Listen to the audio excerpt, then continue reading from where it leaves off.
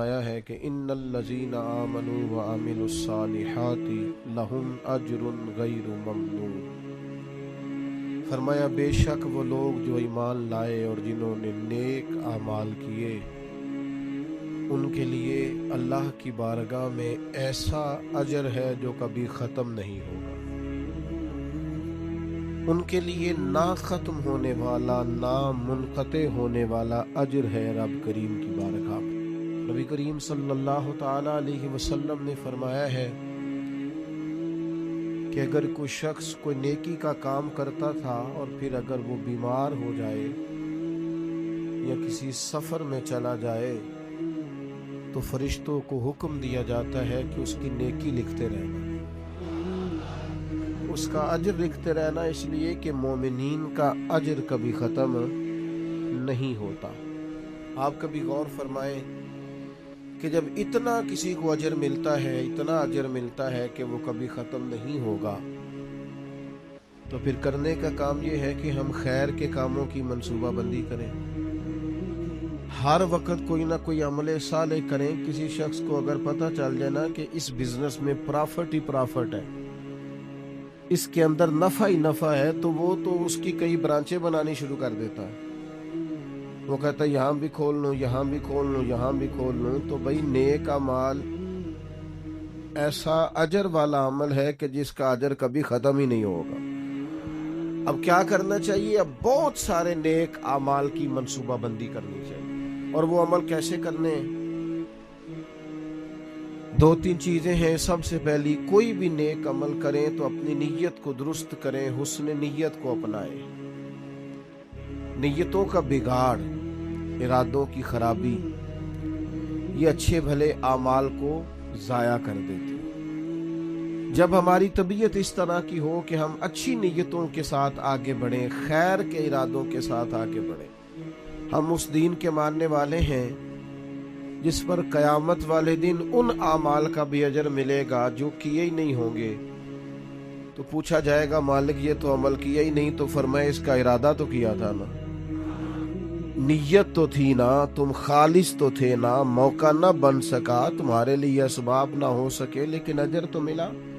اور امام غزالی فرماتے ہیں کچھ اعمال لے کر فرشتے اللہ کے حضور حاضر ہوں گے، رب کریم فرمائے گا واپس لے جاؤ ان اعمال، میرے لیے نہیں کیے، یہ تو کسی اور کو دکھانے کے لیے کیے۔ حسن نیت، اچھا ارادہ، پروگرام اس طرح کا جس میں اللہ کی رضا شامل ہے۔ آپ جب تک نیت کا وضو نہیں کرتے، ارادوں میں اخلاص پیدا نہیں کرتے، اور ہم لوگ جب تک اپنے معاملات میں آگے جانے کے لیے محض اللہ کی رضا کو پیش نظر نہیں رکھتے، اتنی دیر تک عمل بیکار ہے۔ اس لیے کہ نبی پاک صلی اللہ تعالی علیہ وسلم نے فرمایا رب نہ تمہارے مالوں کو دیکھتا ہے نہ تمہارے چہروں کو دیکھتا ہے، وہ تو تمہارے دلوں کو دیکھتا ہے۔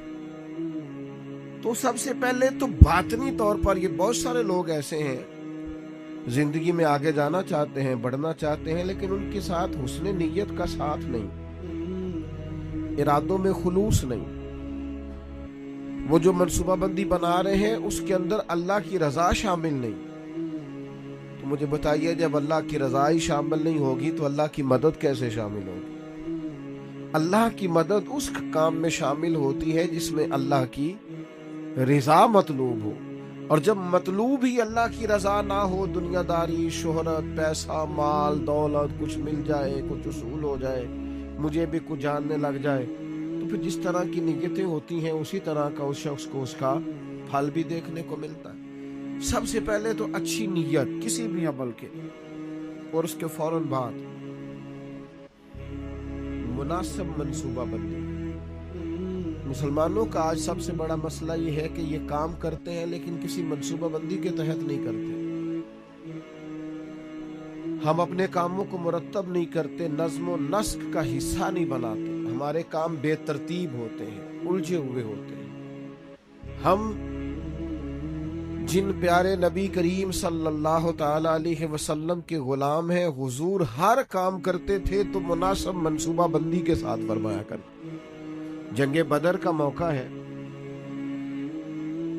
تو نبی پاک علیہ السلام نے پہلے مجلس مشاورت منعقد کی ہے، صحابہ سے رائے لی ہے اس کے بعد صفوں کو سیدھا کرایا، ہر آدمی کی اس مقام پر ڈیوٹی لگائی، اور پھر اللہ کے محبوب نے مصلی بچھا کے اللہ سے مدد کا سوال کیا۔ جنگ احد کا موقع ہے تو سرکار نے ڈیوٹیوں کو تقسیم فرمایا۔ ایک چھوٹا سا حصہ صحابہ کا، ایک جماعت جس کی ڈیوٹی تھی کہ یہ درہ تم نے نہیں چھوڑنا، تو ایک درہ ہی چھوڑا انہوں نے، تو اس کا نتیجہ بہت ساری شہادتوں کی صورت میں سامنے آیا ہے۔ جنگ خندق کا موقع ہے تو سرکار کی منصوبہ بندی دیکھیں، 10,000 کا لشکر مدینے پہ حملہ آور تھا، ٹھنڈ تھی، قحط تھا، تو مدینے کے تینوں جانب تو مکانات تھے، کافر داخل ہی نہیں ہو سکتے تھے، کونا خالی تھا۔ تو نبی کریم علیہ السلام نے صحابہ سے مشورہ کیا تو حضرت سلمان فارسی نے کہا خندق کھود لینی چاہیے۔ اس خندق کو کھودا گیا، اور پھر وہ 10,000 کے لشکر کو جس طرح روکا گیا ہے اور جس طرح وہ ناکام ہو کر لوٹ گئے ہیں، اللہ تبارک و تعالیٰ نے اس کو فتح عظیم مسلمانوں کی بنا دیا۔ فتح مکہ کا موقع آپ دیکھ لیں تو حضور کی منصوبہ بندی دیکھیں، سب سے زیادہ دینی لوگوں کو ضرورت ہے مناسب منصوبہ بندی۔ او اللہ خیر کرے گا جی، او بسم اللہ جی تسی آ جاؤ۔ او خدا کے بندے، جن بزرگوں کا آپ نام لے رہے ہیں اور جس دین کی آپ بات کر رہے ہیں، وہ دین ہی منصوبہ بندی کا حکم دیتا ہے، حکمت عملی سے اور تدبر سے چلنے کی بات کرتا ہے۔ وہ دین ہی کہتا ہے کہ آپ چیزوں کو مرتب کر کے کریں، بے ترتیب اور بے ڈھنگے، یعنی ایک شخص کے بکھرے ہوئے بال تھے، الجھی ہوئی اس کی حالت تھی، تو نبی پاک علیہ السلام نے دیکھ کے فرمایا کتنا اچھا ہوتا اگر یہ کنگھی کر لیتا، یہ سوار لیتا اپنے آپ کو۔ پسند کیا نبی پاک۔ آپ اچھی منصوبہ بندی کے ساتھ آگے بڑھیں، آپ کسی کام کے لیے لوازمات بھی جمع کریں، پر آپ کا اس کے لیے طریقہ کار مرتب کرنا۔ ایک بڑی سادہ مثال ہے، کام کو کام سکھاتا ہے۔ جب آپ کوئی کام کرتے ہیں تو کام کرنا آ جاتا ہے، لیکن جب کام لوگ کرنا ہی نہیں چاہتے پھر ان کو کام کرنا نہیں آتا۔ کام کو کام سکھا دیتا ہے۔ حضور فتح مکہ کے لیے تشریف لے گئے تو نبی پاک علیہ السلام نے صحابہ کرام سے فرمایا ہر آدمی اپنی الگ سے آگ جلائے گا کھانا پکانے کے لیے۔ ایسا ہوتا نہیں تھا روٹین میں، مطلب اب کھانا پکانا ہے 500 کا 1000 آدمی کا تو ٹھیک ہے، ایک جگہ پہ کھانا پک سکتا ہے، دیگیں پکا نہیں لیتے ہم لوگ۔ فرمایا ہر مجاہد اپنا چولہا جلائے۔ تب جب 10,000 چولہے جلے تو ان کے ذہن میں تو نہیں تھا نا کہ ایک ایک بندے نے جلایا ہے۔ وہ جب چڑھے پہاڑیوں پر کفار مکہ اور انہوں نے منظر دیکھا تو انہوں نے کہا یہ تو کوئی لاکھوں لوگ آ گئے، یہ تو بڑا عجیب صورتحال ہے۔ ان پر تو روب طاری ہو گیا، اور وہ جو تھوڑا بہت مزاحمت کرنا چاہتے تھے جناب ابو سفیان نے واپس آ کے کہا سی بھی نہ کرنا، کیونکہ جتنا بڑا وہ لشکر ہے۔ جناب عباس سے کہنے لگے حضرت ابو سفیان ابھی مسلمان نہیں ہوئے، کہنے لگے دیکھیے آپ کے بھتیجے کس شان و شوکت سے مکے میں داخل ہوئے۔ اسلام کسی کو دقت نہیں دیتا، لیکن نبی پاک علیہ الصلوۃ والسلام نے فرمایا فتح مکہ کے موقع پر کہ تنگ گلیوں سے داخل ہونا ہے ہم نے مکے میں، کشادہ گلیاں موجود ہیں، کیوں تنگ گلیوں سے داخل ہونا ہے؟ تنگ گلیوں سے لشکر گزرتا تھا تو گھوڑا گزرا، دوسرا گزرا، تیسرا گزرا، یہ تو گھنٹوں پتہ نہیں کتنا کو لمبا لشکر ہے، ان کو سمجھ ہی نہیں آ رہی تھی۔ آپ مناسب منصوبہ بندی کریں، آپ کا انداز خوبصورت ہو، آپ بہترین طرز کے ساتھ کام کریں، پھر آپ کو اندازہ ہوگا کام کیسے کرنا ہے۔ ہمیں نہ لوگ کام نہیں کرنے دیتے، لوگ پتہ کیا کہتے ہیں، او بسم اللہ پڑھو جی اللہ خیر کرے گا، او بھائی اللہ تو خیر کرے گا، پر رب کریم نے بھی تو اصول دیے ہیں نا، سارے جانوروں کی قربانی نہیں ہوتی، جانور بھی مخصوص ہوگا، اس کی عمر بھی مخصوص ہوگی، وقت بھی مخصوص ہوگا، ایام بھی مخصوص ہوں گے، طریقہ کار ہو۔ آپ بے ترتیب جب کام کرتے ہیں تو اس میں الجھاؤ پیدا ہوتے ہیں۔ مناسب منصوبہ بندی، ایک اچھی ترتیب، ایک منظم۔ میں شروع میں جب ہم نے محفلوں کا آغاز کیا تو میں نے دعا کا ٹائم لکھنا شروع کیا، اتنے بجے دعا ہو جائے گی، تو لوگ مجھے کہنے لگے آپ عجیب آدمی ہیں، اتنے بجے دعا ہو جائے گی، یہ کیسے ہو سکتا ہے، لوگ تو آتے ہی نہیں۔ صرف 2 دفعہ ایسا ہوا ہے، زیادہ نہیں۔ کہ دعا کے بعد لوگ آئے اور انہوں نے کہا محفل ختم بھی ہو گئی 2 دفعہ. پھر ان کو پتہ چل گیا کہ یہ واقعی ختم کر دیتے ہیں. پھر ٹائم پہ آنے لگ گئے. کوئی لمبی محنت نہیں کرنی پڑی, کوئی ہمیں زیادہ نہیں وہ کرنا, کچھ بھی نہیں, کوئی ہمیں زیادہ اس میں دشواری نہیں ہوئی. آپ نظم بنائے, نظم. میں جن محافل میں شرکت کرتا ہوں دوستوں کو پتا ہے یہ ٹائم پہ آتا ہے اور وہ تیار ہوتے ہیں, لوگ بھی ذہنی طور پر تیار ہوتے ہیں. آپ منصوبہ بندی بنائیں کسی چیز کی, آپ اس منصوبے کے مطابق چلیں, چیزیں ٹھیک ہو جاتی ہیں. لیکن ہمارے ہاں نظم ہی نہیں ہے, منصوبہ بندی نہیں, کسی کام کو کرنے کا کوئی طریقہ نہیں ہم وضع کرتے, ہماری ترتیب نہیں ہے. جب تک آپ مرتب نہیں ہیں, یہ ہمارے حکیم الامت مفتی احمد یار خان صاحب نعیمی مفتی صاحب رحمۃ اللہ علیہ نے قرآن مجید کے ایک پارے کی ایک تفسیر ایک جلد میں لکھی ہے. ایک پارہ اور ایک جلد پڑھایا ہے, پڑھا ہے, مشکات کی شرح کی. کسی نے ان سے کہا اتنا کچھ لکھا ہے آپ نے, پڑھا نہیں جا سکتا. تو فرمانے لگے صرف ایک کام کیا ہے, میں نے اپنے ٹائم کو مرتب کیا ہے. مفتی صاحب 1 بجے جمعے کی تقریر شروع کرتے تھے اور جب وہ الحمدللہ سپیکر میں کہتے تھے لوگ اپنی گھڑیاں ٹھیک کرتے تھے کہ 1 بورا بج گیا ہے. ہم کوئی ترتیب ہی نہیں, وقت کا ضیاع ہے.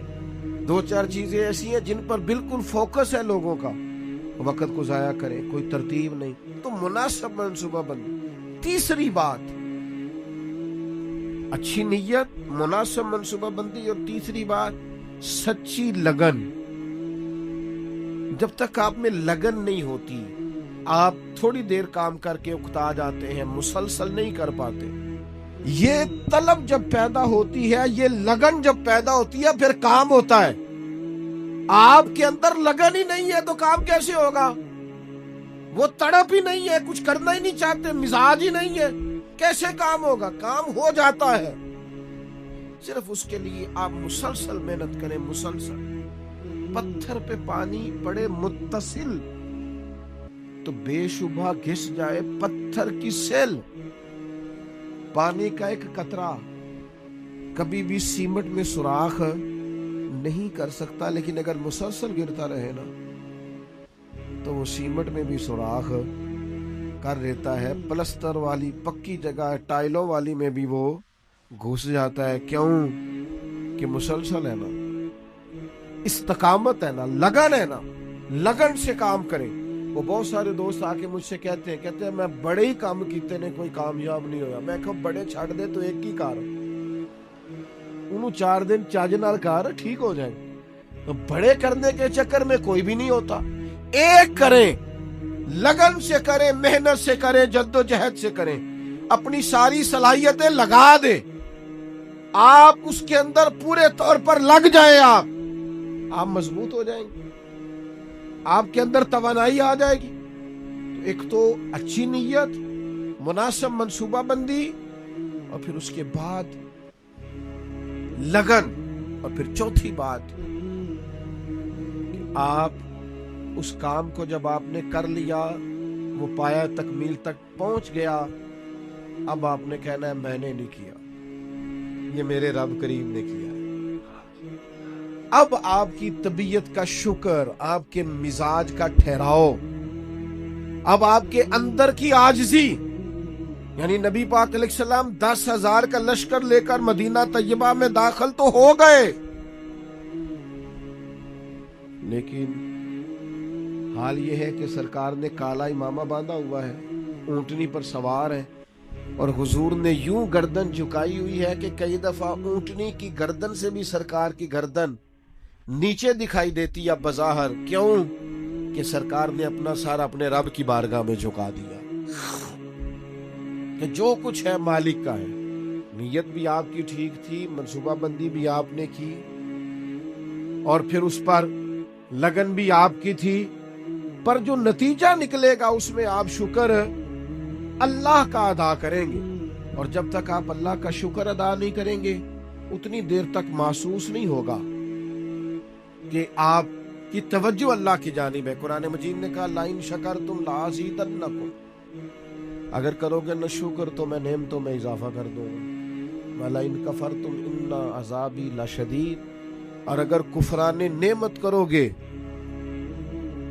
تو پھر میرا عذاب بھی بڑا سخت ہے۔ شکر کا مزاج ہو۔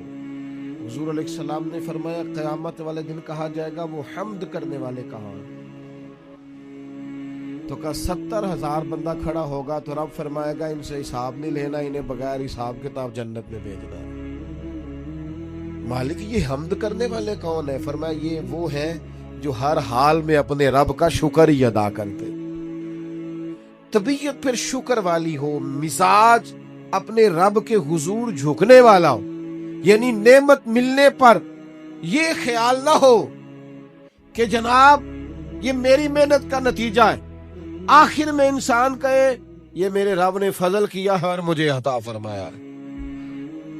حضرت نعمان بن بشیر رضی اللہ تعالیٰ عنہ بیان کرتے ہیں کہ نبی پاک علیہ السلام نے فرمایا نعمت کا اظہار کرنا شکر ہے اور نعمت کو بیان نہ کرنا یہ ناشکری ہے۔ آج آپ دیکھ لیں، غریب تو بتاتا ہے میں غریب ہوں، کبھی امیر نے بھی بتایا میرے پاس کتنے پیسے۔ حالات خراب ہونے پر تو لوگ اظہار کرتے ہیں، صحیح ہونے پر بھی کرتے ہیں۔ ہماری طبیعت کا تقاضا ہی نہیں ہے، بیان نعمت ہے ہی نہیں، بلکہ قرآن مجید نے یہ شکوہ کیا ہے کہ جب انسان کو تکلیف پہنچتی ہے تو رب کو یاد کرتا ہے، اور جب آسانی ہو جاتی ہے تو سب سے پہلے مالک کو بھولتا ہے۔ اللہ کی بارگاہ کا شکر، او گن تو صحیح یار کبھی نعمتیں خدا کی کتنی زیادہ، ہر وقت تیری طبیعت جھکی رہے گی اپنے مالک کی بارگاہ۔ اور پھر یہ جو شکریہ ہے نا، یہ فطرت ہے، فطرت۔ جب آپ شکر گزار ہوتے ہیں تو اس کا مطلب ہے آپ فطرتاً ایک خوبصورت انسان ہے۔ آپ نے کبھی جانور دیکھا ہے وہ بھی شکر ادا کرتا ہے؟ کاٹنے والا جانور بھی ہو تو وہ اپنے مالک کو نہیں کاٹتا، کیوں کہ وہ کہتا ہے یہ مجھے چارہ کھلاتا ہے، یہ مجھے پانی پلاتا ہے، یہ دھوپ چھاؤں میں میرا خیال رکھتا ہے۔ یعنی آپ کا پالتو جانور کاٹنے والا بھی ہو اور آپ اس کا زخم بھی صاف کر رہے ہو تو وہ آپ کو کاٹتا، یعنی جانور بھی کہتا ہے کہ یہ میرا محسن ہے اور وہ محسن کا شکریہ ادا کرتا ہے۔ شکریہ ادا کرنا تو فطرت ہے۔ نبی پاک علیہ السلام نے فرمایا جس نے لوگوں کا شکریہ ادا نہیں کیا اس نے اللہ کا بھی کوئی نہیں کرنا۔ مزاج تشکر والا رکھنا، یعنی قرآن مجید نے کہا، رب فرماتا ہے میرا بھی شکر ادا کرو اور اپنے والدین کا بھی شکریہ ادا کرو۔ جو دعا سکھائی ہے وہ دعا بھی شکریہ والی ہے۔ وَقُلْ رَبِّ ارْحَمْهُمَا كَمَا رَبَّيَانِي صَغِيرًا، یا اللہ ان دونوں پہ رحم فرما، جب میں چھوٹا تھا تو انہوں نے میری پرورش کی تھی۔ یعنی یہ دعا بھی شکر کے طور پر ہے کہ مالک انہوں نے مہربانی بڑی کی ہے۔ شکر فطرت ہے۔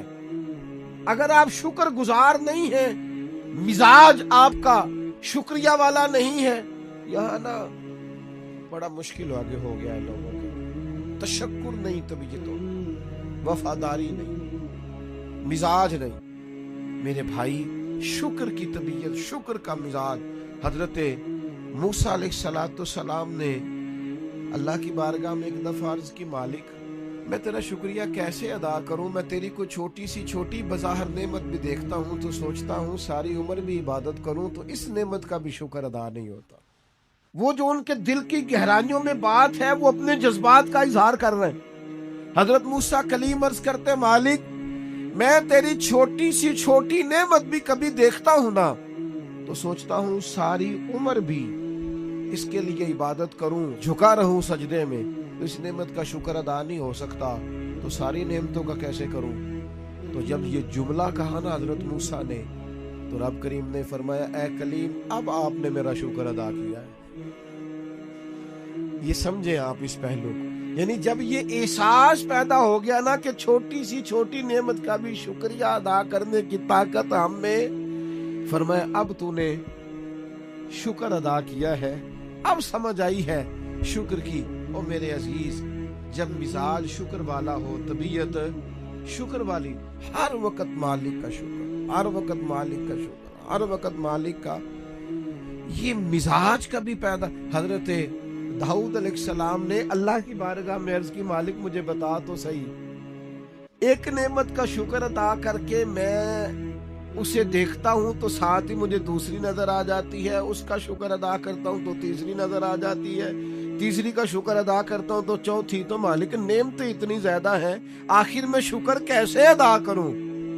تو رب کریم نے فرمایا اے داؤد آپ تو اپنے رب کی معرفت پانے لگ گئے ہیں, کو تو معرفت ہونے لگ گئی ہے, معرفت الہی پا گئے آپ نعمتیں گنے, زندگی میں گنو, آنکھ کی نعمت گنو, کان کی نعمت گنو, سمجھ کی نعمت گنو, آپ چلنے کی, چھونے کی, پکڑنے کی, سمجھنے کی نعمت شمار کرو, گنو. اللہ نے ماں باپ دیے, بہن بھائی دیے, اچھے استاد دیے, مشائخ دیے, گنو.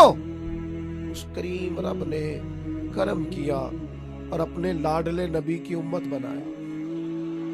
گنو, شمار کرو, اس نے کرم کیا. اور ایک وقت ایسا بھی آیا کہ اس نے بیت اللہ کے سامنے لا کھڑا کیا. ایک وقت ایسا بھی آیا کہ گنبد خضرا کے سامنے کھڑے ہو کے درود و سلام بھی پڑھا. کرو شمار وہ نعمتیں, کہاں کہاں کس کس مقام پر. اور خود ہی اللہ کا قرآن بولا تم اگر نعمتیں گننا چاہو تو گن سکتے نہیں. مزاجوں میں شکر پیدا ہو جائے نا, طبیعت ٹھنڈی. میں اکثر کہتا ہوں, کبھی کبھی نہیں اکثر کہتا ہوں, میں کہا کرتا ہوں خدا جانے بلندی ہے کہ پستی, پر جہاں میں ہوں وہاں کوئی نہیں ہے. جہاں میں ہوں وہاں, یعنی میں نے زندگی میں یہ سنا ہمیشہ عمر بھر لوگ محفلوں میں نہیں آتے. پھر میرے دوستوں نے میرے کانوں میں یہ بھی کہنا شروع کر دیا تسی نہ اعلان کریا جے پھر سڑکوں بندے نہیں سامنے جاتے. وہ کبھی میں نے زندگی میں کہتے تھے لو جی لوگ اسکولوں میں بچے بھیجتے ہیں اور کالجز اور یونیورسٹی میں بھیجتے ہیں, مدرسوں میں نہیں بھیجتے. پھر یہ کہ دور دراز سے سفارشیں آنے لگ گئیں کہ تسی ہن ساڈا بچہ نہیں داخل کر دے.